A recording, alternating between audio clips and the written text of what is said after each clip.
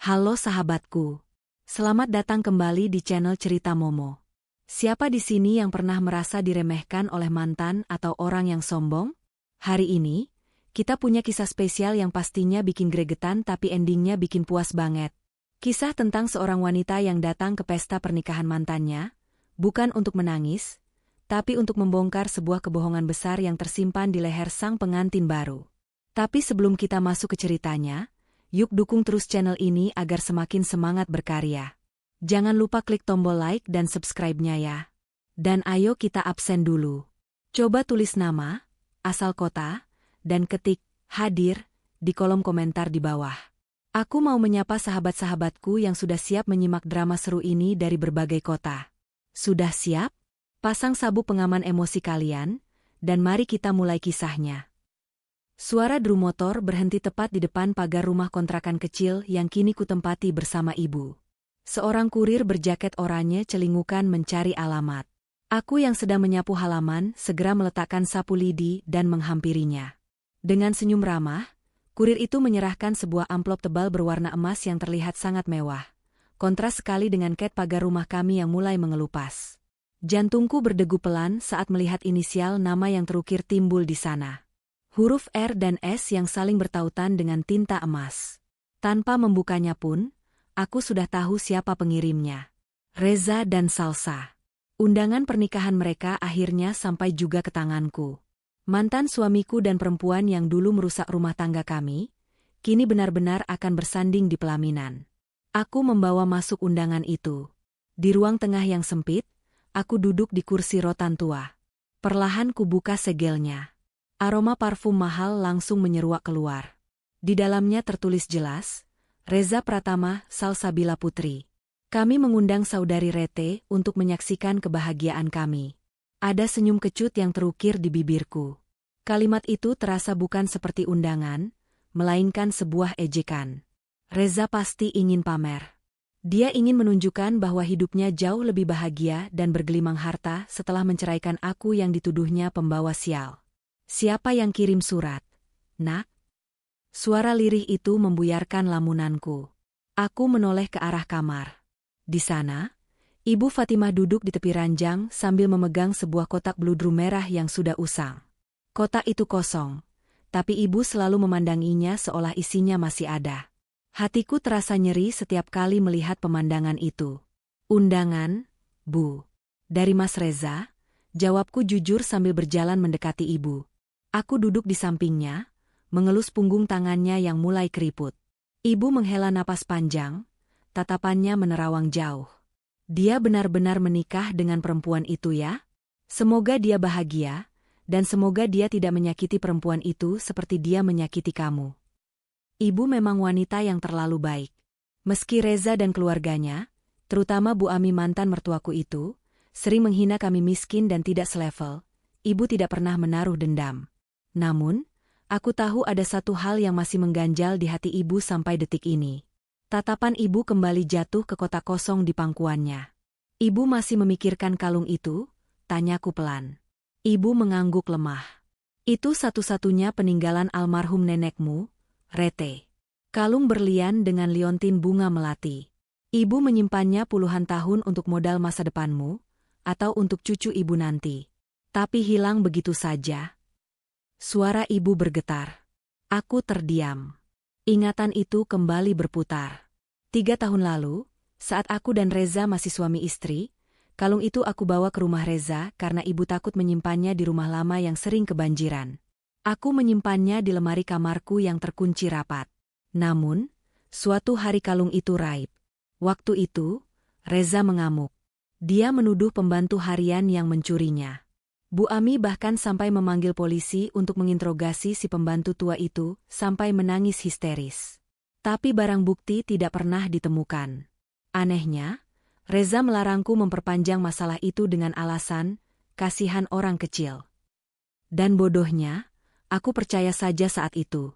Padahal, hanya aku dan Reza yang memegang kunci lemari itu. Sudahlah, Bu, ikhlaskan saja. Mungkin memang bukan rezeki kita. Hiburku sambil menutup kotak bludru itu perlahan. Ibu menatapku dengan mata berkaca-kaca. Bukan soal harganya, Nak, tapi itu amanah. Ibu merasa bersalah sama leluhur. Entah siapa yang tega mengambilnya. Padahal ibu sudah berniat menjualnya untuk modal usaha kamu setelah bercerai. Aku memeluk ibu erat. Rasa panas menjalar di dadaku. Bukan karena sedih, tapi karena amarah yang tertahan. Sejak bercerai dan diusir dari rumah mewah Reza, tanpa membawa harta gonogini sepeser pun, hidup kami memang sulit. Bu Ami memfitnahku berselingkuh agar Reza punya alasan menceraikanku tanpa membagi harta. Dan sekarang, mereka berpesta pora di atas penderitaan kami. Aku melirik kembali undangan mewah di atas meja. Di sana tertulis lokasi resepsi, Grand Ballroom Hotel Mulia. Tempat yang sangat mewah. Reza pasti menghabiskan ratusan juta untuk pesta ini demi memuaskan gengsi Bu Ami dan keinginan Salsa yang gila hormat. Kamu mau datang, Rete? Tanya ibu pelan, seolah takut aku terluka jika melihat mereka bersanding. Aku mengambil undangan itu, menatapnya lekat-lekat. Awalnya aku ingin membuangnya ke tempat sampah. Untuk apa melihat wajah-wajah pengkhianat itu? Tapi, melihat kesedihan di mata ibu dan teringat bagaimana Bu Ami merendahkan harga diri kami saat mengusirku dulu, tiba-tiba ada dorongan kuat di hatiku. Aku tidak boleh terlihat lemah.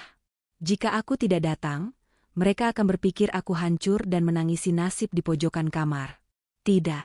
Aku harus menunjukkan bahwa Rete yang sekarang sudah bangkit. Aku akan datang, Bu, jawabku tegas. Kamu yakin kuat? Nak? Di sana pasti banyak teman-teman Bu Ami yang bicaranya pedas. Ibu khawatir. Aku tersenyum menenangkan ibu. Ibu tenang saja. Aku datang bukan untuk menangis. Aku datang untuk menutup masa lalu dengan kepala tegak. Aku ingin mereka lihat, Rete yang mereka buang seperti sampah, masih bisa berdiri tegak dan tersenyum.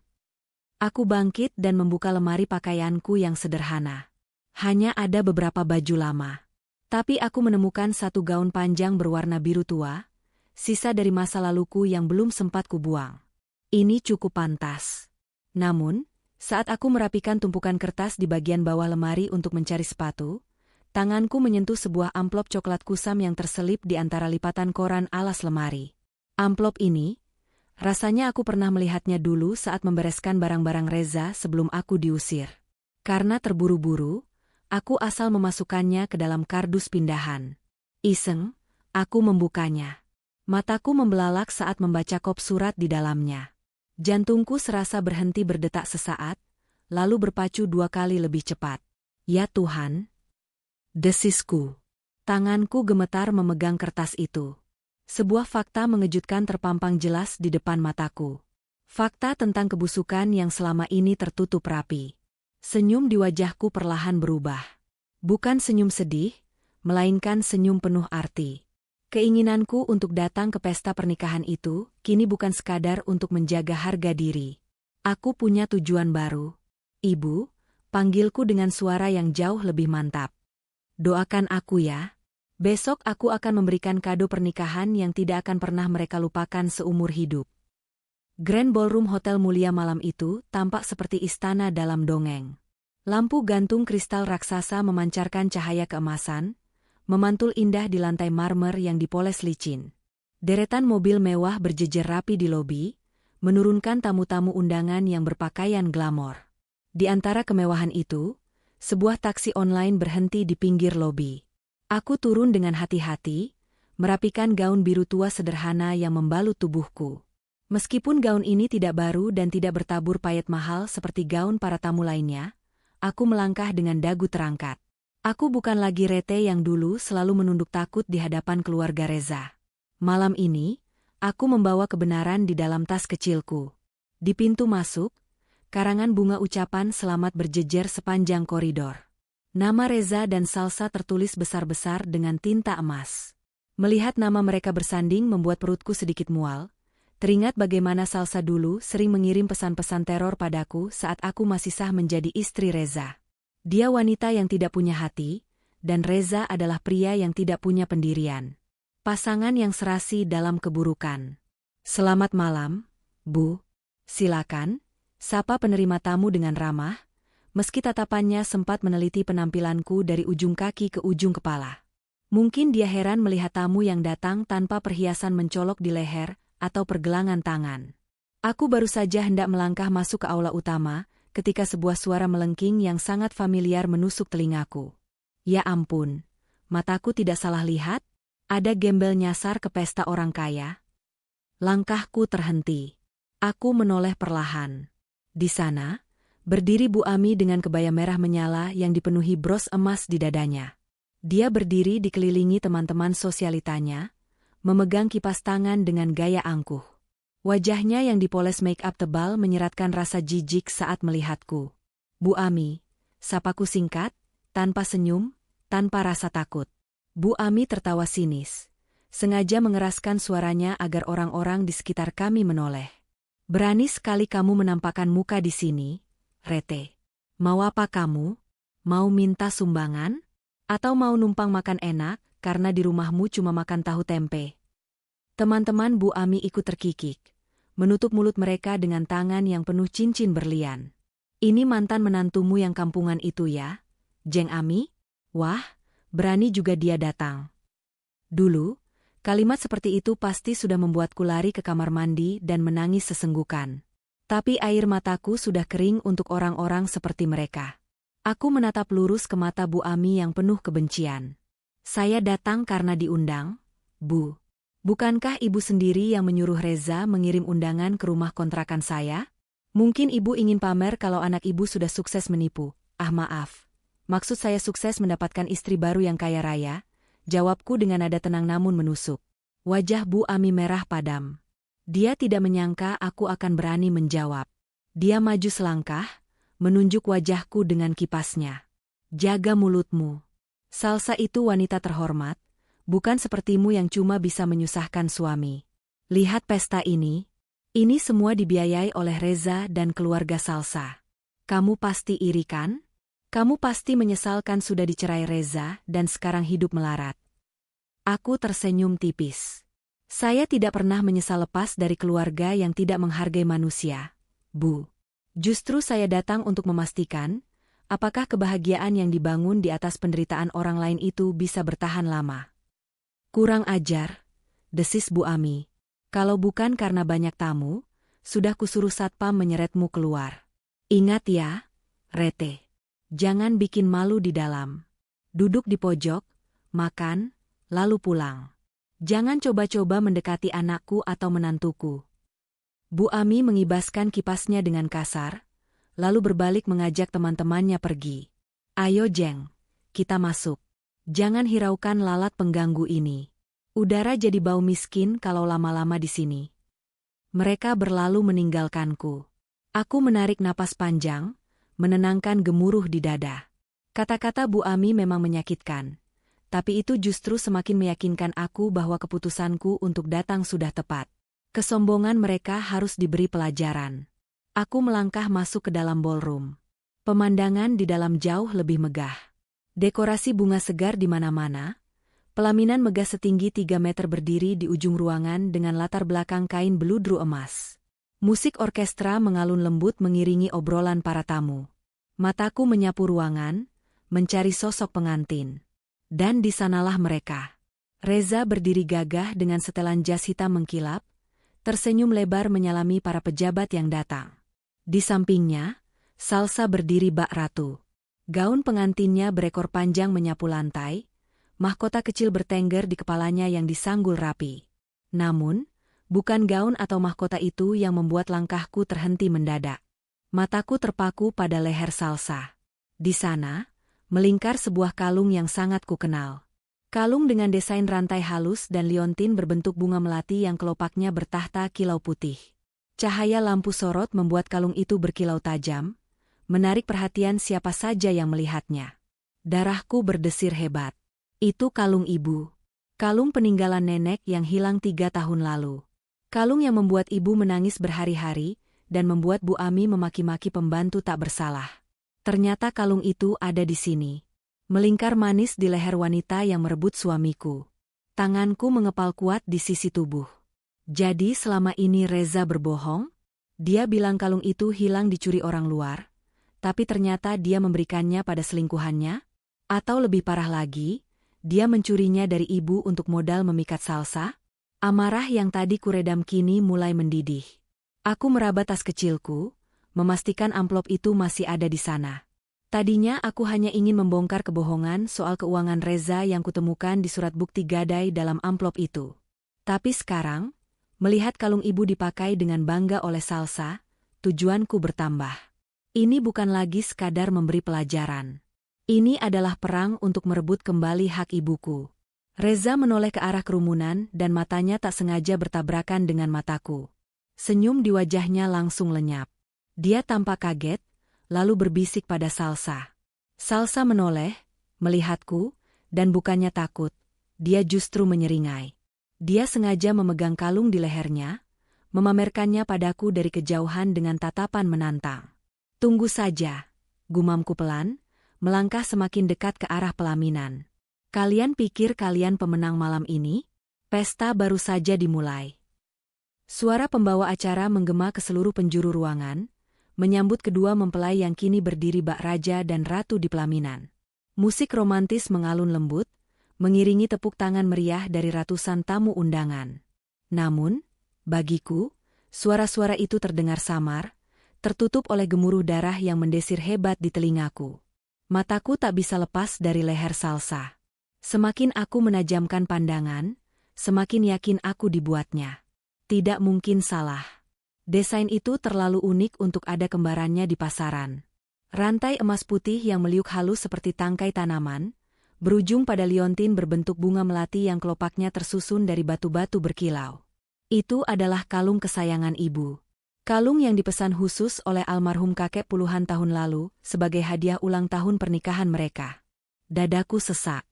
Ingatanku terlempar kembali ke 3 tahun yang lalu. Hari itu, rumah kami gempar. Ibu menangis histeris karena kotak perhiasannya kosong. Reza, dengan wajah merah padam, membentak Bei Sumi, pembantu harian kami yang sudah tua. Dasar maling. Ngaku kamu.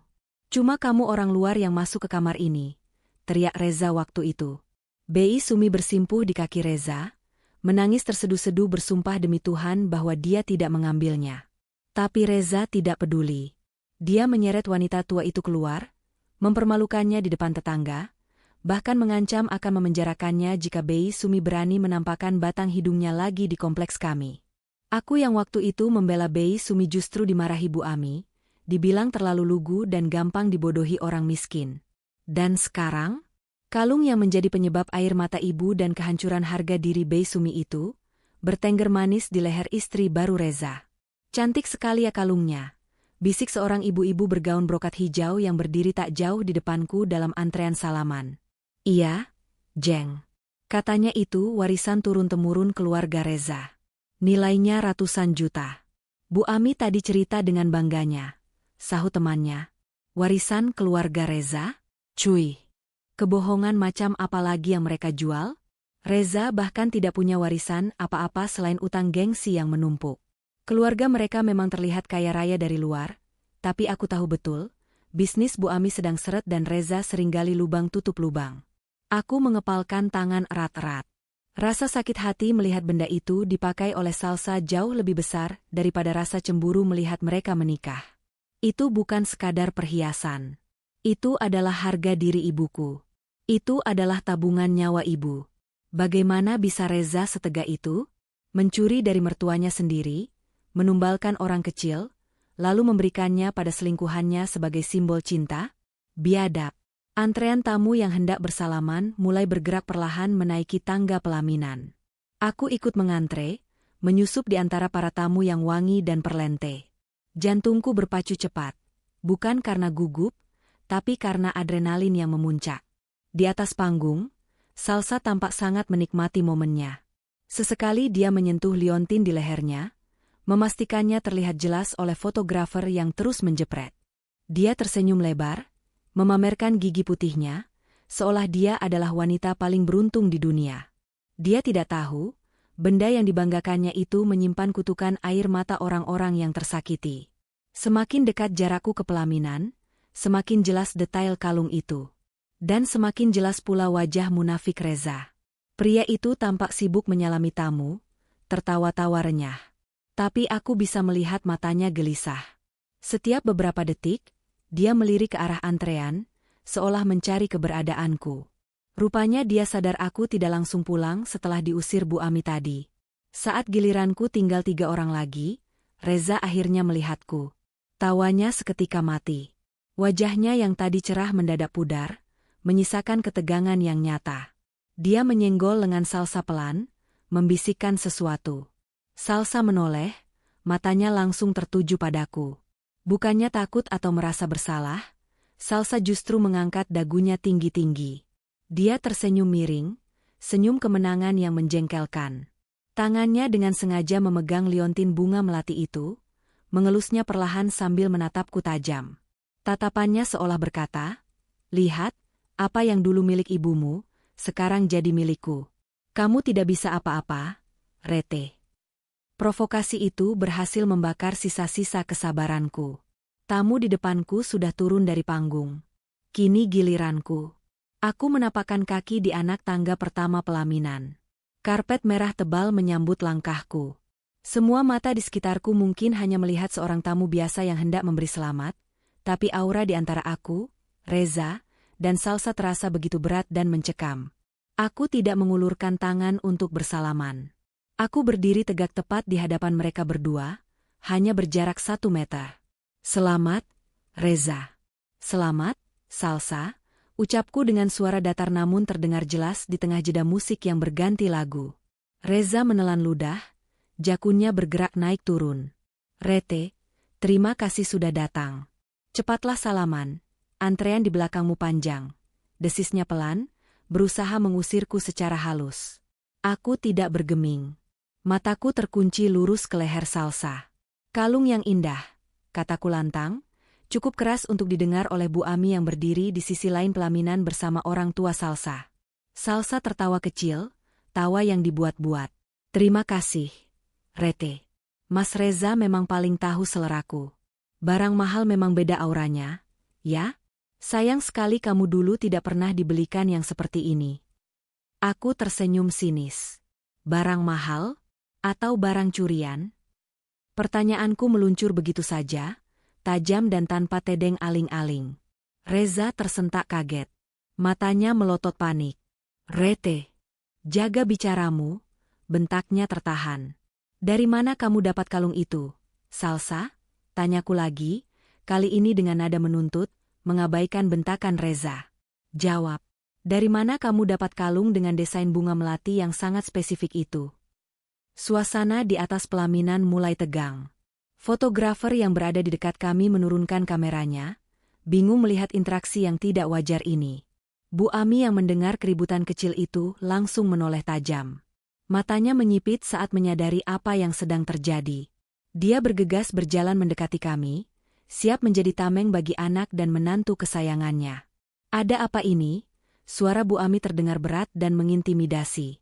"Rete, kalau kamu cuma mau bikin onar, lebih baik kamu turun sekarang juga sebelum saya panggil keamanan." Aku menatap mereka bertiga bergantian. Reza yang panik, Salsa yang angkuh, dan Bu Ami yang galak. Mereka pikir mereka bisa menindasku lagi malam ini? Tidak. Malam ini panggung sandiwara mereka akan kuruntuhkan. "Saya tidak bikin onar, Bu," jawabku tenang, sambil menunjuk lurus ke arah leher Salsa. "Saya cuma mau bertanya, kenapa kalung milik ibu saya yang hilang 3 tahun lalu, sekarang bisa ada di leher menantu ibu?" Pertanyaan itu menggantung di udara, seolah membekukan waktu selama beberapa detik. Musik orkestra yang tadinya terdengar syahdu mendadak terasa senyap di telingaku, tergantikan oleh ketegangan yang merayap naik ke leher setiap orang yang berdiri di atas panggung itu. Wajah Bu Ami berubah dari merah pada menjadi ungu karena menahan amarah. Dia tidak terima pesta kebanggaannya dirusak oleh pertanyaan yang menurutnya sangat tidak masuk akal. Dengan gerakan kasar, Bu Ami menepis tanganku yang masih menunjuk ke arah leher Salsa. "Tutup mulutmu, Rete," desis Bu Ami, suaranya bergetar menahan emosi agar tidak meledak di depan para tamu VIP. "Jangan menyebarkan fitnah murahan di sini. Kamu pikir siapa dirimu, hah? Datang-datang langsung menuduh menantuku mencuri? Dasar perempuan tidak tahu diuntung." Aku tidak mundur selangkah pun. "Saya tidak menuduh tanpa alasan, Bu." Saya mengenali kalung itu. Itu kalung yang Ibu Fatimah tangisi siang malam 3 tahun lalu. Reza tahu persis hal itu, kataku sambil mengalihkan tatapan tajamku ke arah Reza. Reza tampak seperti cacing kepanasan. Keringat dingin mulai bermunculan di dahinya yang tertutup bedak tipis. Dia berusaha menghindari kontak mata denganku, matanya bergerak liar mencari petugas keamanan. Rete, kamu pasti salah lihat. Ini beda. Model seperti ini banyak di pasaran, elak Reza terbata-bata. Namun, Salsa justru bereaksi sebaliknya. Dia tidak terlihat takut atau gugup sama sekali. Wanita itu justru membusungkan dadanya dengan angkuh, seolah menantangku untuk melihat lebih jelas kilau perhiasan yang melingkar di leher jenjangnya. Dia tertawa kecil, sebuah tawa yang terdengar sangat meremehkan di telingaku. Aduh, Mas Reza, mantan istrimu ini lucu sekali ya. Sindir Salsa sambil mengibaskan tangan di depan wajahku, pamer cincin yang juga berkilauan. Rete sadar diri dong. Kalung ini harganya ratusan juta. Mana mungkin ibumu yang tinggal di kontrakan sempit itu punya barang semewah ini? Jangan-jangan ibumu dulu cuma punya imitasi plastik. Lalu kamu halu mengira itu sama dengan berlian asliku ini. Kata-kata Salsa bagaikan bensin yang disiramkan ke dalam api. Dia menghina ibu. Darahku mendidih. Jaga bicaramu, Salsa. Ibuku tidak pernah memakai barang palsu. Balasku tegas. Halah, alasan, potong Salsa cepat. Dia melangkah maju, memperpendek jarak di antara kami hingga aku bisa mencium aroma parfum mahalnya yang menyengat. Asal kamu tahu ya, Mas Reza memberikan ini padaku sebagai bukti cintanya. Dia bilang ini adalah warisan keluarga Ningrat yang hanya pantas dipakai oleh wanita berkelas. Bukan wanita kampungan sepertimu yang bisanya cuma menumpang hidup. Salsa menoleh manja ke arah Reza, meminta pembelaan. Iya kan, Mas? Bilang sama dia, Mas. Reza tampak terjepit. Dia melirik Bu Ami yang menatapnya penuh tanya, lalu melirik Salsa, dan terakhir menatapku dengan sorot mata memohon agar aku diam. Namun, ego laki-lakinya memaksanya untuk tetap berakting. Iya, jawab Reza, suaranya dipaksakan terdengar berwibawa. Ini simpanan pribadiku, Rete. Aku membelinya dari kolektor perhiasan lama. Kamu jangan mengada-ada. Jangan karena kamu tidak mampu memilikinya, lalu kamu mengklaim barang orang lain sebagai milikmu. Kebohongan itu meluncur begitu mulus dari mulut Reza. Aku menatapnya dengan rasa tidak percaya. Pria yang dulu pernah berjanji sehidup semati denganku, kini berdiri di sana, memutarbalikkan fakta demi menutupi boroknya sendiri. Dia bahkan berani mengarang cerita tentang kolektor perhiasan di depan ibunya sendiri. Bu Ami, yang mendengar pengakuan anaknya, langsung mendapatkan angin segar. Kepercayaan dirinya kembali melambung. Dia merasa di atas angin. Dengar itu, sentak Bu Ami sambil menunjuk wajahku dengan telunjuknya yang runcing. Anakku membelinya mahal. Warisan atau beli, yang jelas itu bukan milik ibumu. Dasar gila harta. Sudah dicerai masih saja mau merampok harta mantan suami. Apa kamu tidak punya malu? Suara keributan kami mulai menarik perhatian tamu-tamu yang berada di barisan depan antrean. Bisik-bisik mulai terdengar riuh di bawah panggung. Itu kenapa ribut-ribut ya? Itu mantan istrinya Reza kan? Kok berani banget ngamuk di pelaminan? Katanya nuduh pengantin wanitanya maling kalung. Salsa menyadari perhatian orang mulai tertuju pada kami. Bukannya malu, dia justru memanfaatkan momen ini untuk semakin memojokkanku. Dia sengaja mengeraskan suaranya, berakting seolah dialah korban yang didzalimi. Ya ampun, Mbak Rete, kalau Mbak butuh uang, bilang saja. Jangan bikin drama seperti ini di hari bahagia saya, ucap Salsa dengan nada dibuat-buat sedih, tapi matanya memancarkan kelicikan. Saya tahu hidup Mbak susah setelah Mas Reza tinggalkan, tapi tolonglah punya harga diri sedikit. Masa barang seserahan saya mau diakui juga. Hatiku sakit, tapi aku menahan diri untuk tidak menampar wajahnya yang penuh kepalsuan itu. Aku menarik napas dalam-dalam, berusaha tetap waras di tengah kepungan orang-orang manipulatif ini. Kalian boleh tertawa sekarang, kataku dingin, menatap mereka satu persatu. Kalian boleh mengarang cerita tentang warisan ningrat atau kolektor perhiasan. Tapi Reza, aku menatap tajam tepat ke manik mata mantan suamiku itu. Kamu tahu persis ada tanda cacat kecil di bagian pengait kalung itu, karena pernah terjepit tang saat diperbaiki almarhum bapakku dulu. Berani kamu menyuruh Salsa melepasnya dan kita cek bersama di sini. Wajah Reza seketika memucat. Dia tahu aku tidak berbohong. Dia tahu detail itu. Salsa yang tidak tahu apa-apa, hendak membuka mulut untuk melawan lagi, tapi Reza buru-buru memegang lengan istrinya itu. Cengkeramannya terlihat kuat, menahan Salsa agar tidak bertindak bodoh. Cukup, bentak Reza, kali ini nadanya terdengar panik, bukan marah. Keamanan? Mana keamanan? Tolong bawa wanita gila ini keluar. Dia mengganggu kenyamanan tamu-tamu saya. Reza memilih jalan pengecut. Dia tidak berani membuktikan ucapanku. Dia memilih mengusirku sebelum kebohongannya terkelupas. 2 orang petugas keamanan berseragam safari hitam, berbadan tegap segera berlari menaiki tangga pelaminan. Mereka mendekatiku dengan wajah garang. Maaf, Bu. Mohon tinggalkan tempat ini, ucap salah satu petugas sambil mencoba meraih lenganku. Aku menepis tangan petugas itu dengan kasar. Jangan sentuh saya. Saya bisa jalan sendiri. Aku mundur selangkah, menatap Reza dengan tatapan yang syarat akan peringatan. Kamu mengusirku karena kamu takut ketahuan, Reza. Tapi ingat, mengusirku dari panggung ini tidak akan menghapus fakta bahwa kamu adalah pencuri. Bawa dia pergi. Cepat, teriak Bu Ami histeris, tidak sabar melihatku enyah dari pandangannya. Salsa tersenyum puas melihatku digiring mundur oleh petugas keamanan. Dia merasa menang telak. Dia merangkul lengan Reza dengan manja, lalu berbisik cukup keras hingga aku masih bisa mendengarnya. Dasar gembel. Mimpi saja sana punya berlian. Aku membiarkan diriku digiring turun dari pelaminan. Tapi aku tidak berjalan menuju pintu keluar gedung. Langkahku mantap. Tanganku merogoh ke dalam tas kecilku, memastikan amplop itu siap kukuak isinya. Pertunjukan sesungguhnya belum dimulai. Mereka pikir mereka sudah menang karena berhasil mengusirku dari panggung? Salah besar. Justru dari bawah panggung inilah, aku akan meruntuhkan istana pasir mereka. Suasana di dalam Grand Ballroom yang semula elegan kini berubah menjadi riuh rendah tak terkendali. Para tamu undangan tidak lagi fokus pada hidangan mewah di meja mereka, melainkan menjulurkan leher ingin melihat drama yang sedang terjadi di dekat panggung pelaminan. Aku menyentakkan tanganku kuat-kuat hingga terlepas dari cengkeraman petugas keamanan saat kami baru menuruni separuh anak tangga panggung. Saya bilang jangan sentuh. Saya bisa jalan sendiri, bentakku pada petugas itu. Petugas itu tampak ragu sejenak, melihat ke arah panggung menunggu instruksi selanjutnya. Di atas sana, Bu Ami melihat aku berhenti dan belum benar-benar keluar dari ruangan.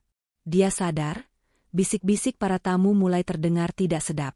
Nama baik keluarga besarnya sedang dipertaruhkan. Wanita parubaya itu tidak tinggal diam. Dengan langkah tergesa namun tetap berusaha terlihat anggun, dia menyambar mikrofon dari tangan MC yang bengong. Suara dengungu feedback mikrofon memekakan telinga sejenak, membuat semua orang menutup telinga dan suasana menjadi hening seketika. Bu Ami berdiri di tengah panggung, tepat di depan Reza dan Salsa, memosisikan dirinya sebagai pelindung sekaligus korban. Mohon perhatiannya sebentar, bapak-bapak dan ibu-ibu sekalian. Suara Bu Ami menggema lantang lewat pengeras suara. Wajahnya dipasang sedemikian rupa, campuran antara ekspresi prihatin, marah, dan terhina. Saya mewakili keluarga besar, memohon maaf yang sebesar-besarnya atas insiden memalukan barusan, ucap Bu Ami dengan nada dramatis, matanya menatap tajam ke arahku yang berdiri kaku di bawah panggung. Sungguh, kami tidak menyangka pesta suci ini akan dikotori oleh orang yang punya penyakit hati. Dia menunjuk lurus ke arahku. Semua mata di ruangan itu sontak tertuju padaku. Lampu sorot yang tadinya menerangi kue pengantin, entah kenapa seolah ikut menyorotku, membuatku merasa telanjang di hadapan ratusan pasang mata yang menghakimi. Perempuan yang berdiri di sana itu, lanjut Bu Ami, suaranya mulai bergetar, aktingnya sungguh luar biasa. Dia adalah Rete, mantan menantu saya. Kami sudah berbaik hati mengundangnya demi menjaga tali silaturahmi. Tapi lihat balasannya. Air susu dibalas air tuba. Para tamu mulai bergeleng-geleng kepala, termakan narasi Bu Ami.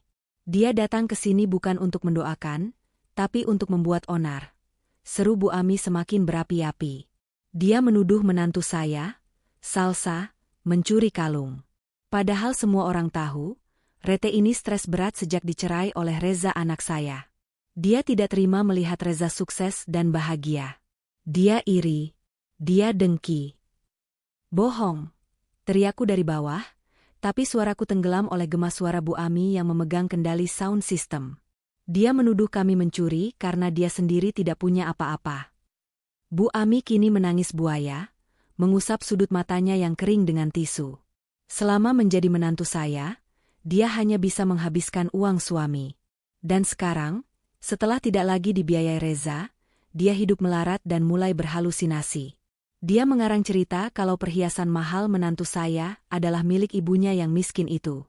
Logika dari mana? Ibu dia saja makan susah, mana mungkin punya berlian. Hinaan itu terasa seperti tamparan panas di pipiku. Bukan karena aku malu disebut miskin, tapi karena dia merendahkan ibu di depan ratusan orang. Dia menjadikan kemiskinan kami sebagai lelucon untuk menutupi kejahatan mereka. Usir dia, teriak salah satu teman arisan Bu Ami dari meja VIP. Iya, usir saja. Orang gila jangan dikasih masuk.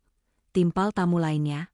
Suara-suara penolakan mulai bermunculan seperti bola salju. Bu Ami tersenyum puas di balik tisunya. Dia berhasil membalikkan keadaan. Dia berhasil membuatku menjadi penjahat di mata semua orang. Reza yang berdiri di belakang ibunya tampak mulai bernapas lega.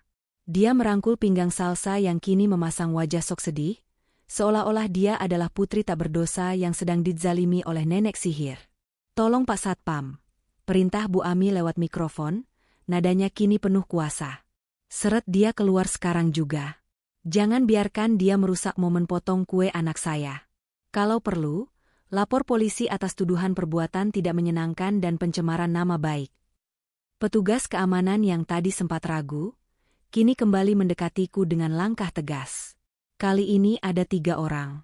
Mereka mengepungku, menutup jalan keluarku kecuali ke arah pintu keluar. Ayo Bu, kooperatif saja. Jangan bikin malu diri sendiri lebih jauh, ucap kepala keamanan itu dengan nada rendah namun menekan. Aku memandang sekeliling. Tatapan-tatapan jijik, cemoohan, dan tawa mengejek mengepungku dari segala penjuru.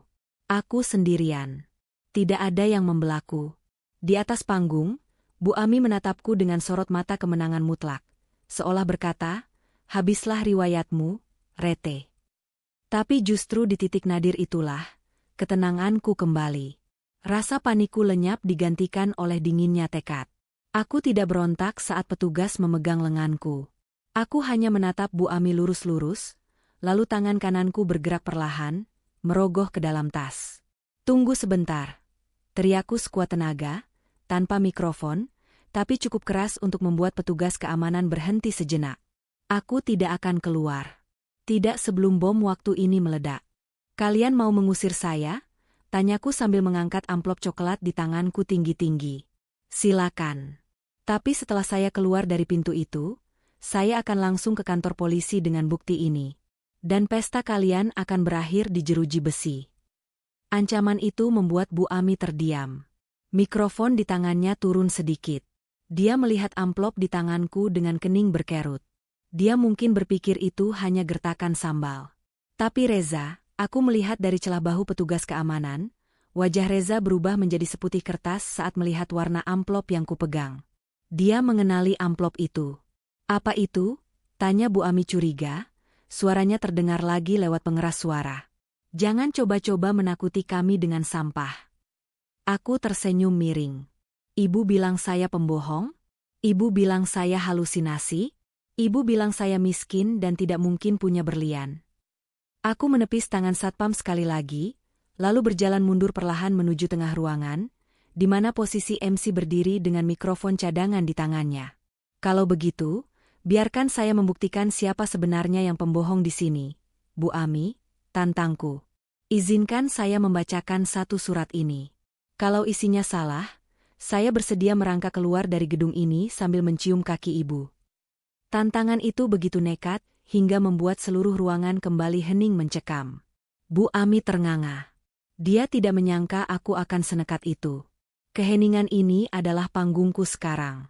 Dan Bu Ami, tanpa sadar, baru saja memberiku sorotan utama. Tantanganku yang bergema di tengah keheningan ballroom, membuat Bu Ami terdiam kaku di atas panggung. Mulutnya yang tadi lincah mencaci maki kini terkatup rapat. Matanya menatap nanar pada amplop coklat di tanganku. Dia tidak tahu apa isinya, tapi instingnya sebagai orang yang menyembunyikan bangkai pasti mencium bahaya. Namun, reaksi paling keras justru datang dari Reza. Melihat amplop itu, ketenangan Reza yang sedari tadi dia pertahankan hancur berkeping-keping. Dia tahu persis amplop apa itu. Itu adalah amplop yang dia sembunyikan rapat-rapat di bawah tumpukan baju bekas sebelum dia menceraikanku. Wajahnya yang tadi pucat kini berubah menjadi merah padam karena panik bercampur amarah. "Jangan dengarkan dia," teriak Reza tiba-tiba. Suaranya pecah, terdengar sumbang di telinga para tamu. Tanpa mempedulikan tata krama pengantin, Reza berlari menuruni anak tangga pelaminan dengan langkah lebar, meninggalkan Salsa yang berdiri bengong sendirian di singgasana mewahnya. Kain jas mahalnya berkibar saat dia bergegas membelah kerumunan menuju ke arahku. Dia bertindak seolah-olah dia adalah pahlawan yang hendak menyelamatkan pesta dari serangan teroris, padahal dia hanyalah pengecut yang takut topengnya terbuka. "Cukup, Rete. Cukup." Reza menghardik saat jarak kami tinggal beberapa langkah. Dia berusaha meraih tanganku yang memegang amplop, tapi aku dengan sigap memundurkan langkah, menyembunyikan amplop itu di balik punggungku. Reza berdiri di depanku, napasnya memburu. Dia berbalik menghadap para tamu, merentangkan kedua tangannya seolah melindungiku, padahal itu hanyalah taktik untuk menutupi tubuhku agar tidak terlihat oleh orang banyak. "Bapak-bapak, ibu-ibu, mohon maaf sekali lagi," ucap Reza dengan nada suara yang dibuat selembut mungkin, penuh keprihatinan palsu. "Tolong dimaklumi. Mantan istri saya ini, kondisi mentalnya memang sedang tidak stabil sejak kami berpisah. Dia sering berhalusinasi dan mengarang cerita untuk mencari perhatian." Darahku mendidih mendengar fitnah keji itu. Dia menggunakan kesehatan mental sebagai senjata untuk membungkamku. "Kamu yang sakit, Reza. Sakit jiwa karena gila hormat." Balasku tajam, berusaha melangkah ke samping agar wajahku terlihat oleh tamu-tamu. Namun Reza dengan cepat menggeser tubuhnya, kembali menghalangiku. Dia mencengkeram bahuku dengan kuat, kuku-kukunya menancap menyakitkan di kulitku yang terbalut kain tipis gaun. Bagi orang lain yang melihat dari jauh, mungkin Reza terlihat sedang menenangkan mantan istrinya yang histeris. Tapi bagiku, cengkeraman ini adalah ancaman fisik. "Dengar, Rete," bisik Reza tepat di telingaku, suaranya mendesi seperti ular berbisa, sangat pelan hingga hanya aku yang bisa mendengarnya. "Simpan amplop itu. Pulang sekarang. Kalau kamu berani membukanya di sini, aku pastikan ibumu tidak akan tenang di rumah kontrakan itu. Kau tahu aku bisa berbuat apa saja." Ancaman itu membuat nyaliku sedikit menciut saat teringat wajah tua ibu di rumah. Tapi kemudian, bayangan senyum ibu yang sedih saat memegang kotak perhiasan kosong kembali menguatkanku. Reza sudah mengambil semuanya dari kami. Kalau aku mundur sekarang, dia akan terus menginjak-injak kami selamanya. Aku menatap mata Reza dengan nyalang. "Kau pikir aku takut? Ibumu sudah menghina ibuku di depan ratusan orang. Reza, kau pikir aku akan diam saja membiarkan harga diri ibuku diinjak-injak demi menjaga nama baikmu yang busuk itu?" Aku menghentakkan bahuku sekuat tenaga, hingga cengkeraman Reza terlepas. "Lepaskan aku," teriakku lantang. Melihat negosiasi bisik-bisiknya gagal, Reza langsung mengubah taktik. Dia mundur selangkah, memasang wajah kaget dan ketakutan yang dibuat-buat, seolah-olah aku baru saja menyerangnya. "Ya Tuhan, Rete, sadarlah," seru Reza dramatis. "Kenapa kamu jadi beringas begini? Keamanan, tolong amankan dia. Dia semakin tidak terkendali. Saya takut dia melukai istri saya atau tamu yang lain." Dari atas pelaminan, Salsa yang melihat suaminya diserang, langsung menyambar peran. Dia berlari kecil menuruni tangga, mengangkat gaunnya tinggi-tinggi, lalu berdiri di belakang Reza sambil bergelayut manja di lengan suaminya itu. "Mas Reza, hati-hati," jerit Salsa dengan suara melengking yang memekakkan telinga. "Dia itu nekat. Mas, lihat matanya, seram sekali. Jangan-jangan di dalam amplop itu ada silet atau benda tajam. Usir dia, Mas. Aku takut." Salsa menangis histeris. Air mata buayanya sukses memancing simpati para tamu. Suasana semakin kacau. Tamu-tamu wanita mulai mundur ketakutan, termakan hasutan bahwa aku membawa senjata. "Itu satpam ngapain aja sih? Cepat tangkap!" teriak seorang bapak-bapak yang terlihat panik melindungi istrinya. Para petugas keamanan yang tadi sempat ragu karena gertakanku, kini tidak punya pilihan lain. Perintah pengantin pria dan situasi yang dianggap membahayakan membuat mereka bertindak represif. 4 orang petugas langsung menerjang ke arahku. "Maaf, Bu, ikut kami sekarang." 2 orang petugas memegang lengan kanan dan kiriku dengan kasar, mengunci gerakanku. Amplop di tangan kananku nyaris terjatuh. Tapi aku menggenggamnya sekuat tenaga hingga kertasnya meremas kusut. "Lepaskan. Saya bukan penjahat." Aku meronta, berusaha melepaskan diri. "Reza pembohong. Salsa penipu. Mereka yang mencuri kalung ibu saya." Tapi suaraku tenggelam di tengah hiruk-pikuk. Reza merapikan jasnya, menatapku yang sedang diseret mundur dengan senyum tipis penuh kemenangan. Di matanya, dia sudah berhasil. Dia berhasil menyingkirkan sampah pengganggu pestanya. "Bawa dia ke pos belakang, jangan biarkan dia masuk lagi," perintah Reza pada kepala keamanan dengan nada dingin dan tegas. "Pastikan dia tidak membuat keributan di luar gedung." Bu Ami di atas panggung menghela napas lega, lalu kembali berbicara di mikrofon. "Mohon tenang semuanya. Gangguan sudah diatasi. Mari kita lanjutkan acaranya. Anggap saja ini ujian bagi kesabaran kita." Aku diseret semakin jauh dari tengah ruangan, mendekati pintu keluar samping yang gelap. Tamu-tamu menatapku dengan pandangan menghina. Ada yang menggelengkan kepala, ada yang merekam kejadian ini dengan ponsel mereka sambil tertawa. Rasanya sakit sekali. Diperlakukan seperti kriminal padahal aku adalah korban. Tapi saat aku hampir mencapai pintu, mataku menangkap sosok seorang pria tua berjas abu-abu yang berdiri di dekat meja prasmanan.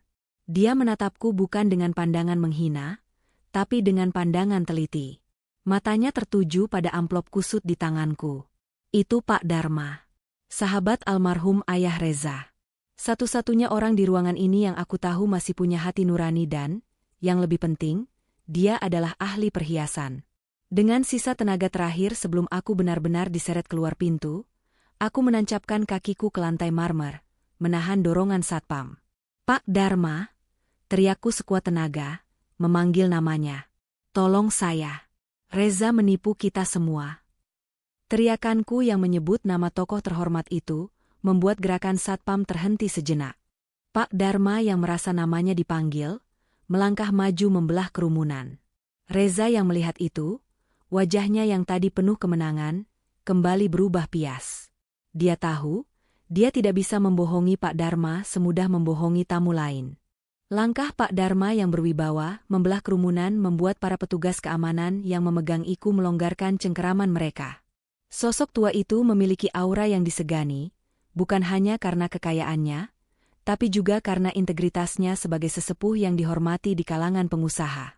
"Ada apa ini ribut-ribut menyebut nama saya?" tanya Pak Dharma dengan suara bariton yang tenang namun tegas. Dia memandangku yang berantakan, lalu beralih menatap Reza yang berdiri kaku dengan wajah pucat. "Pak Dharma." Reza buru-buru mendekat, membungkuk sopan dengan senyum yang dipaksakan. "Maaf sekali Bapak harus melihat kegaduhan ini. Ini masalah internal keluarga. Rete, mantan istri saya, sepertinya sedang kumat emosinya." "Biasa, Pak, masalah uang." Reza berusaha menggiring opini seolah-olah aku sedang memerasnya. "Bukan masalah uang, Pak," potongku cepat, mengabaikan rasa sakit di lenganku bekas cengkeraman satpam.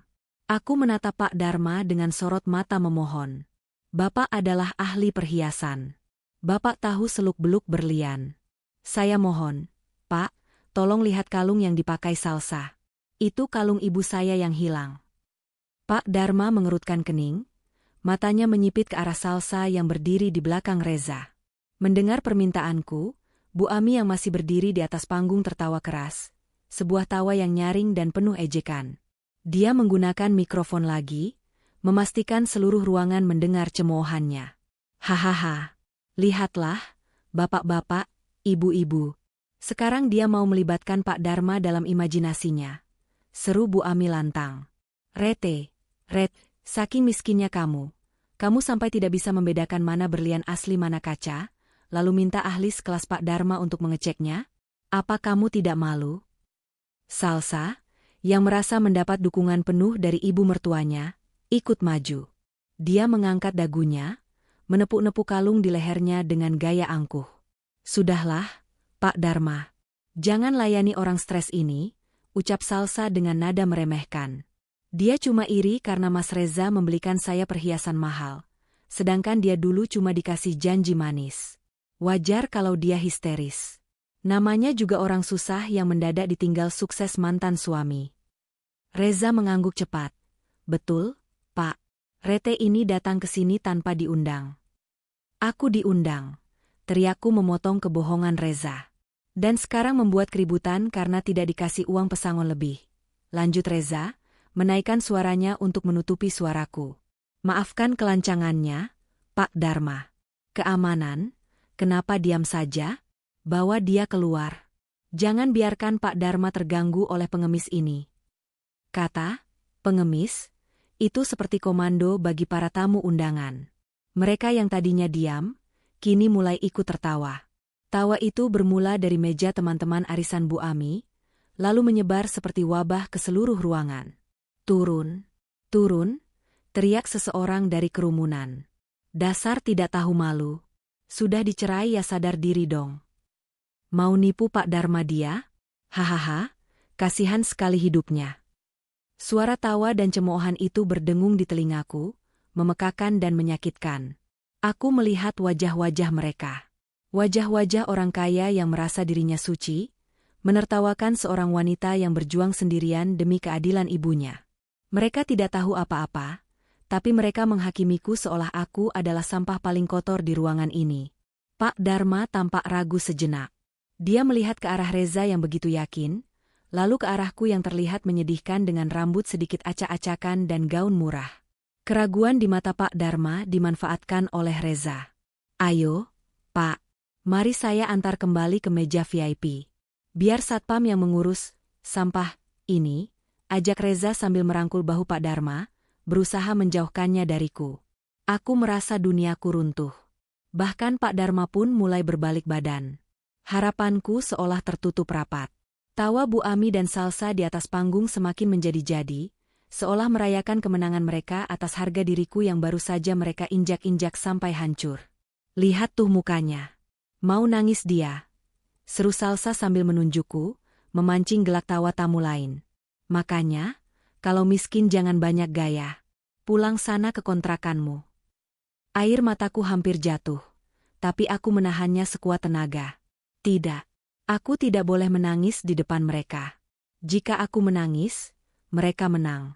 Jika aku pergi sekarang, ibu di rumah akan terus hidup dalam bayang-bayang kesedihan karena kehilangan peninggalan orang tuanya. Rasa sakit hati ini berubah menjadi bahan bakar yang membakar habis rasa takutku. Biar saja mereka tertawa. Biar saja seluruh dunia menganggapku gila. Aku masih punya satu kartu terakhir. Kartu yang sedari tadi ku genggam erat, hingga amplopnya meremuk di tanganku. Saat petugas keamanan kembali menarik lenganku dengan kasar untuk menyeret keluar, aku menghentakkan kakiku kuat-kuat ke lantai marmer. Tunggu! Teriakku, kali ini bukan teriakan minta tolong, tapi teriakan perintah yang begitu keras hingga urat leherku menonjol. Gema suaraku membuat tawa di ruangan itu mereda sedikit, berganti dengan gumaman heran. Kalian tertawa? Tanyaku dengan napas memburu, menatap tajam ke sekeliling ruangan, lalu tatapanku berhenti tepat di wajah Reza yang baru saja hendak melangkah pergi. Kalian menertawakan saya? Kalian pikir saya mengarang cerita? Aku mengangkat tangan kananku tinggi-tinggi. Amplop coklat yang sudah kusut itu kini menjadi pusat perhatian. Reza, panggilku lantang.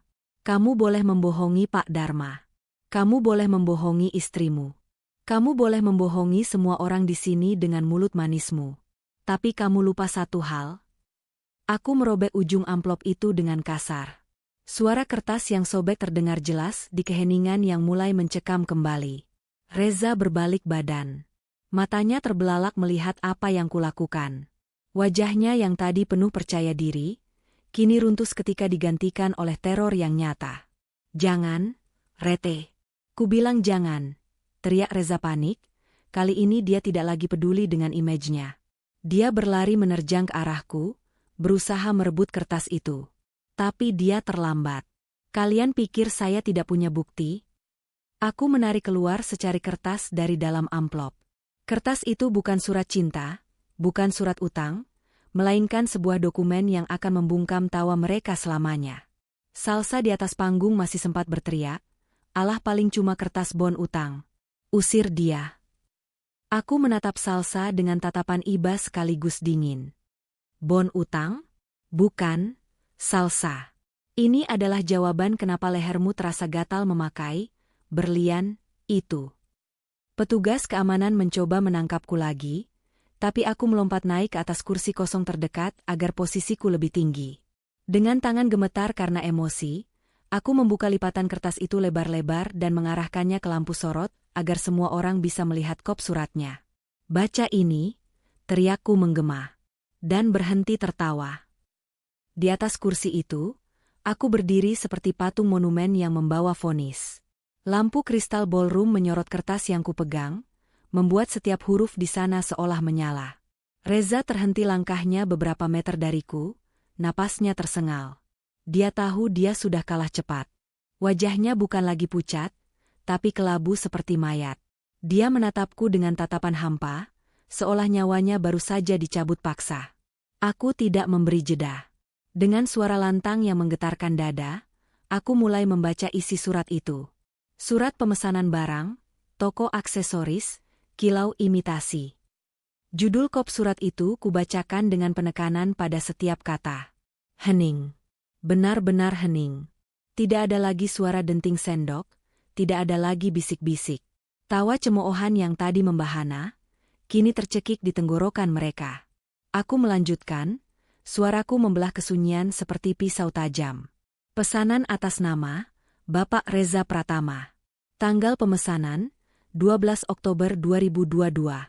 Item, 1 buah kalung replika kaca kualitas C, model bunga melati, meniru desain foto terlampir. Aku berhenti sejenak, menarik napas panjang, lalu menatap Salsa yang kini berdiri mematung di atas pelaminan.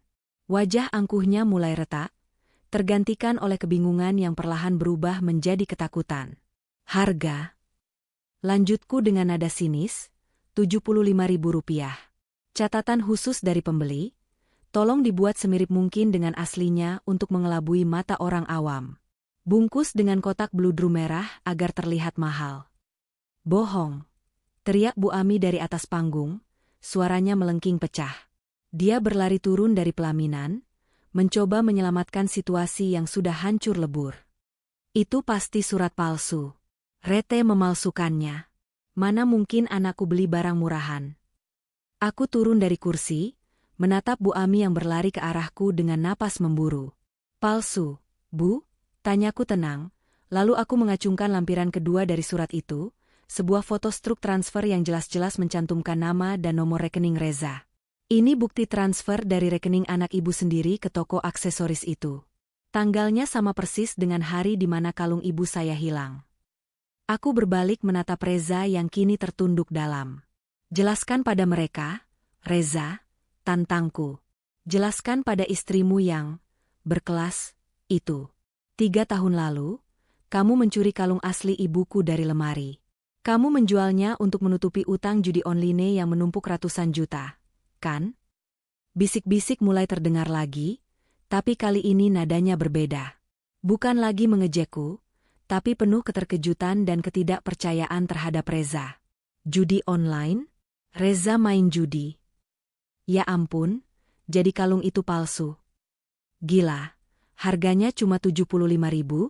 Padahal Salsa pamer katanya ratusan juta. Salsa di atas pelaminan tampak gemetar. Dia menyentuh kalung di lehernya dengan tangan yang bergetar hebat. Wajahnya pucat pasi, matanya bolak-balik menatap Reza dan kalung itu. "Mas," panggil Salsa lirih, tapi suaranya terdengar jelas karena mikrofon di dekatnya masih menyala. "Mas Reza, ini bohong kan?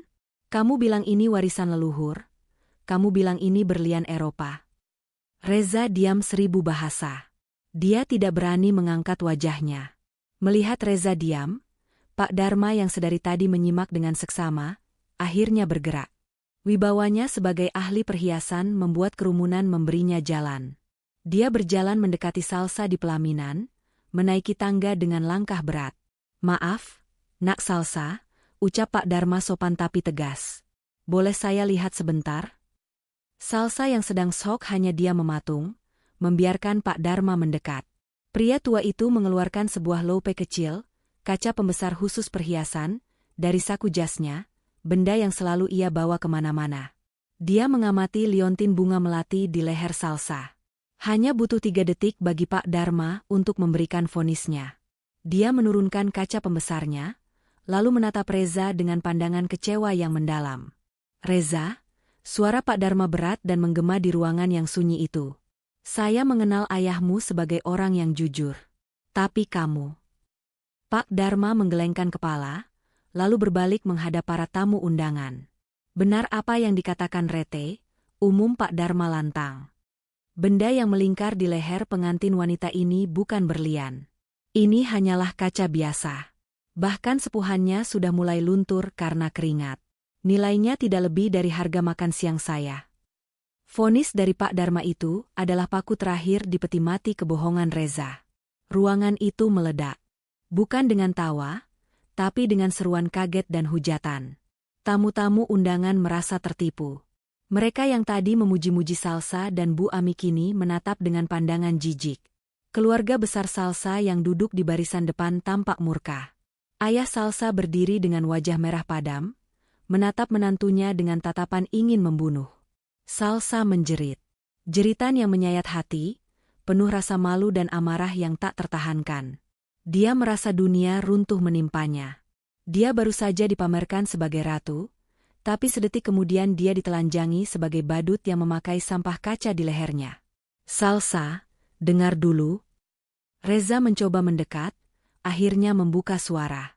"Jangan sentuh aku," teriak Salsa histeris. Dia mundur menjauh, menatap suaminya seperti melihat monster. "Kamu penipu. Kamu bilang kamu kaya. Kamu bilang kamu pengusaha sukses. Ternyata kamu maling. Kamu kasih aku sampah." Aku berdiri diam di tengah kekacauan itu, menatap mereka dengan perasaan yang sulit kujelaskan. Ada rasa puas, tentu saja. Tapi ada juga rasa miris melihat bagaimana sebuah kebohongan besar akhirnya meledak menghancurkan segalanya. Bu Ami, yang tadi begitu garang, kini terduduk lemas di lantai ballroom. Kakinya tak kuat menopang tubuhnya lagi. Kipas mahalnya tergeletak di lantai, terinjak-injak oleh tamu yang mulai beranjak pergi karena muak. Reza berdiri sendirian di tengah caci maki. Dia menatapku sekilas. Tatapan itu bukan lagi tatapan meremehkan, tapi tatapan orang yang kalah telak. Aku melipat kembali surat bukti itu dan memasukkannya ke dalam saku. Misiku di sini sudah selesai. Kebenaran sudah terungkap. Kalung asli ibu memang sudah hilang dijual bajingan ini, tapi setidaknya, harga diri ibu sudah kembali. Tidak ada lagi yang akan berani menghina ibu miskin atau pembohong. Justru merekalah yang kini memikul label itu seumur hidup. "Selamat menikmati pestamu, Reza," gumamku pelan, lalu berbalik badan hendak meninggalkan ruangan yang kini riuh rendah oleh drama keluarga yang memalukan itu. Namun, drama itu belum berakhir. Salsa melakukan sesuatu yang membuat langkahku terhenti lagi. Salsa tidak hanya berteriak. Rasa malunya sudah mencapai ubun-ubun, membakar akal sehatnya hingga menjadi abu. Di depan ratusan pasang mata, dia melakukan tindakan yang menjadi puncak kehancuran pesta itu. Dengan tangan gemetar karena amarah yang meledak-ledak, Salsa mencengkram kalung di lehernya. Dia tidak peduli jika kulit lehernya lecet atau sakit. Dia menarik rantai kalung itu dengan sekuat tenaga, seolah benda itu adalah ular berbisa yang sedang membelitnya. "Salsa, jangan!" seru Reza panik, mencoba menahan tangan istrinya. Tapi tenaga orang yang sedang kalap sungguh luar biasa. Krak! Suara rantai putus terdengar jelas, karena posisi mereka dekat dengan mikrofon. Salsa berhasil merenggut kalung itu lepas dari lehernya. Napasnya memburu, dadanya naik turun dengan cepat, air mata melunturkan maskara mahalnya hingga wajahnya tampak mengerikan. "Makan nih, berlian, kamu," jerit Salsa. Dengan gerakan kasar, dia melemparkan kalung putus itu tepat ke wajah Reza. Liontin kaca berbentuk bunga melati itu menghantam pipi Reza cukup keras, meninggalkan goresan merah sebelum akhirnya jatuh berdenting di lantai panggung. Bunyi dentingnya terdengar begitu menyedihkan, suara khas logam murah beradu dengan lantai kayu, bukan suara berat logam mulia. "Kamu penipu, Mas. Penipu ulung," raung Salsa, suaranya parau. Dia meremas gaun pengantinnya, lalu menunjuk arah orang tuanya yang duduk membatu di kursi VIP. "Lihat papa. Lihat mama. Ini laki-laki yang kalian banggakan? Laki-laki yang katanya mau mengangkat derajat keluarga kita? Dia cuma tukang judi yang kasih aku sampah." Ayah Salsa, Pak Haryo, yang sedari tadi menahan diri, akhirnya tidak tahan lagi. Pria paruh baya itu berdiri, menggebrak meja hingga gelas-gelas berdenting ngeri. Dia berjalan cepat menaiki panggung, wajahnya gelap karena murka. Tanpa banyak bicara, dia melayangkan satu tamparan keras ke pipi Reza. Plak! Suara tamparan itu menggema lebih keras dari sound system. Reza terhuyung ke belakang, memegangi pipinya yang kini berdenyut panas. Tamparan itu bukan hanya menyakiti fisik, tapi juga meruntuhkan sisa-sisa harga diri Reza sebagai laki-laki di depan umum. "Berani-beraninya kamu menipu anak saya," bentak Pak Haryo, telunjuknya menuding hidung Reza. "Saya nikahkan anak saya dengan kamu karena saya pikir kamu laki-laki bertanggung jawab. Ternyata kamu cuma sampah yang bisanya jual harta mertua." Suasana ballroom benar-benar kias. Tamu-tamu mulai berdiri, sebagian besar memilih untuk pulang karena merasa tidak pantas lagi berada di sana, sebagian lagi masih menonton dengan mulut ternganga. Tidak ada lagi yang peduli dengan etika pesta. Ini adalah tontonan kehancuran sebuah keluarga yang dibangun di atas pondasi kebohongan. Di bawah panggung, Bu Ami yang tadinya pingsan sesaat karena syok, kini mulai siuman dibantu oleh beberapa pelayan. Namun begitu matanya terbuka dan melihat Reza ditampar oleh besannya sendiri, dia meraung histeris. "Jangan pukul anak saya," jerit Bu Ami sambil merangkak bangun, rambut sanggulnya sudah berantakan tak berbentuk. "Ini semua gara-gara perempuan itu. Gara-gara Rete." Bu Ami masih mencoba menyalahkanku. Dia menunjuk-nunjuk ke arah pintu keluar di mana aku berdiri mematung menyaksikan semua ini. "Tangkap dia. Dia yang bikin acara ini hancur. Dia pembawa sial," teriak Bu Ami membabi buta. Tapi kali ini, tidak ada satupun orang yang bergerak mengikuti perintahnya. Petugas keamanan pun hanya diam, menatap Bu Ami dengan pandangan kasihan bercampur muak. Semua orang sudah tahu kebenarannya. Teriakan Bu Ami hanya terdengar seperti gonggongan anjing ompong yang tidak lagi punya kuasa. Pak Dharma, yang masih berdiri di dekat panggung, menggelengkan kepalanya perlahan.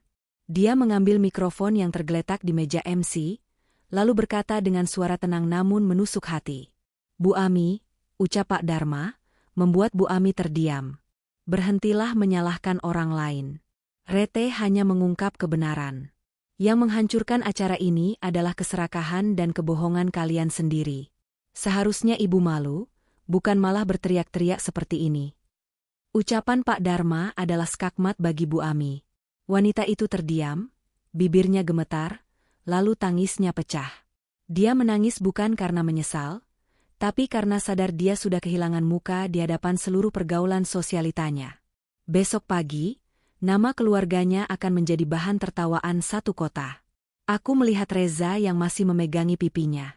Dia menatap kalung palsu yang tergeletak di dekat kakinya.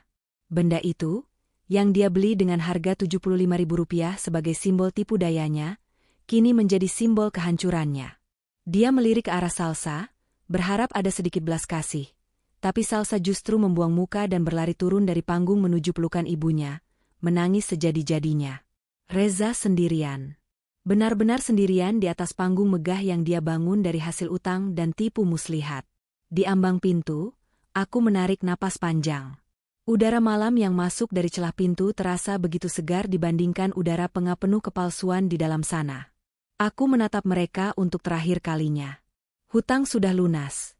Reza, bisikku pelan, lebih kepada diriku sendiri. Bukan hutang uang, tapi hutang rasa sakit hati ibu. Aku berbalik badan, melangkah keluar dari Grand Ballroom itu. Di belakangku, suara keributan antara keluarga Salsa dan keluarga Reza masih terdengar. Saling menyalahkan, saling memaki, menuntut pembatalan nikah dan ganti rugi. Biarlah mereka saling memangsa. Itu bukan urusanku lagi. Langkahku terasa ringan saat menuruni tangga lobi hotel. Tidak ada beban di pundakku. Bayangan wajah sedih ibu yang selalu menghantui setiap malam, kini berganti menjadi bayangan wajah ibu yang tersenyum lega. Aku tidak sabar untuk pulang dan memeluk ibu. Malam ini, aku datang sebagai tamu yang dihina, tapi aku pulang sebagai pemenang yang membawa pulang kebenaran. Angin malam menerpa wajahku saat aku berdiri di lobi hotel menunggu ojek online. Di belakangku, hiruk-pikuk pesta yang hancur masih terdengar samar. Namun bagiku, suara itu kini terdengar seperti masa lalu yang jauh. Ponselku bergetar. Sebuah notifikasi berita lokal muncul.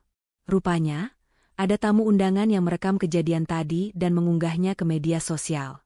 Judulnya provokatif, Pernikahan Sultan Hancur. Pengantin pria tipu istri dengan kalung kaca 75.000. Aku tersenyum tipis, lalu mematikan layar ponsel. Aku tidak butuh validasi dari netizen. Tugasku sudah selesai. Perjalanan pulang terasa begitu damai. Lampu-lampu kota Semarang yang biasanya terlihat semrawut, malam ini tampak indah. Sesampainya di depan pagar rumah kontrakan, aku melihat lampu ruang tengah masih menyala. Ibu pasti belum tidur. Assalamualaikum, ucapku pelan saat membuka pintu. Ibu sedang duduk di kursi rotan yang sama, masih memegang tasbih. Wajah tuanya menoleh cepat, menatapku dengan cemas. Dia buru-buru berdiri dan menghampiriku, memeriksa wajahku seolah takut aku terluka. Waalaikumsalam. Rete, kamu sudah pulang. Nak, bagaimana di sana? Tanya ibu terbata-bata. Bu Ami tidak menyakiti kamu, kan? Tidak ada yang menghina kamu, kan? Aku menatap mata ibu yang teduh itu. Mata yang 3 tahun ini selalu menyimpan rasa bersalah, karena merasa teledor menghilangkan kalung warisan. Aku meraih kedua tangan ibu yang kasar, menggenggamnya erat. Bu, panggilku lembut. Mulai malam ini, ibu tidak perlu lagi merasa bersalah soal kalung nenek. Ibu mengernyit bingung. Maksudmu apa, Nak? Aku menarik napas panjang, lalu tersenyum lega. Kalung itu tidak hilang karena ibu teledor. Kalung itu tidak dicuri oleh Bei Sumi atau siapapun. Kalung itu diambil oleh Reza, Bu. 3 tahun lalu. Dia menjualnya untuk judi. Ibu ternganga, menutup mulutnya dengan tangan yang gemetar. Astagfirullah. Jadi, Reza? Iya, Bu. Dan malam ini, dia mencoba menipu istri barunya dengan kalung kaca seharga Rp75.000, mengaku-ngaku kalau itu kalung ibu yang hilang dulu. Aku menceritakan semuanya pada ibu. Tidak ada yang kusembunyikan. Aku menceritakan bagaimana surat itu membungkam kesombongan Bu Ami, bagaimana Pak Dharma membongkar kepalsuan kalung itu, dan bagaimana Salsa melempar sampah itu ke wajah Reza. Mendengar ceritaku, ibu tidak tertawa senang. Ibu justru menangis. Dia memelukku erat, menumpahkan air mata di bahuku. Bukan tangis kesedihan, melainkan tangis kelegaan yang luar biasa. Beban berat yang menghimpit dadanya selama 3 tahun ini akhirnya terangkat. Ya Allah, ibu kira ibu sudah gila karena lupa menaruh barang. Isak ibu. Ternyata dia yang mengambilnya. Teganya dia, Nak, padahal ibu sudah menganggap dia anak sendiri. Aku mengusap punggung ibu. Sudah, Bu. Yang penting sekarang semuanya jelas. Allah sudah menunjukkan siapa yang benar dan siapa yang salah. Kita memang kehilangan kalung itu selamanya, tapi kita mendapatkan kembali harga diri kita. Malam itu, kami tidur dengan nyenyak. Jauh lebih nyenyak dari malam-malam sebelumnya. Keesokan harinya, berita tentang pernikahan Reza dan Salsa menjadi viral. Kabar yang kudengar dari tetangga lama, Salsa langsung mengajukan gugatan cerai dan pembatalan nikah keesokan harinya. Keluarga Salsa juga menuntut Reza dan Bu Ami atas tuduhan penipuan mahar. Bu Ami dikabarkan jatuh sakit. Terkena serangan stroke ringan karena tidak kuat menanggung malu saat ditagih hutang oleh para vendor pesta yang ternyata belum dilunasi oleh Reza. Reza sendiri? Dia menghilang entah kemana, dikejar-kejar oleh penagih utang dan polisi. Hidupnya yang dia bangun dengan pondasi kebohongan, runtuh dalam sekejap mata, tepat di hari yang seharusnya menjadi hari paling bahagia baginya.